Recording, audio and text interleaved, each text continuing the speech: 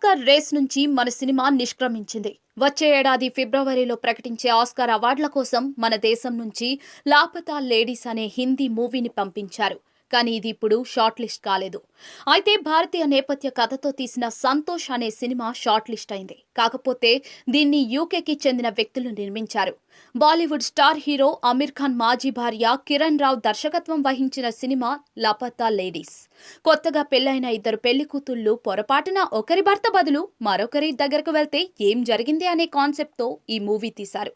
చూసిన ప్రతి ఒక్కరూ కూడా బాగుందని చెప్పారు. దీంతో ఆస్కార్ రేసులో నిలబెట్టారు. కానీ ఇప్పుడు షార్ట్ లిస్ట్ కాలేకపోయింది. లైవ్ యాక్షన్ షార్ట్ ఫిల్మ్స్ కేటగిరీలో మన దేశం నుంచి అనూజ షార్ట్ లిస్ట్ అయింది.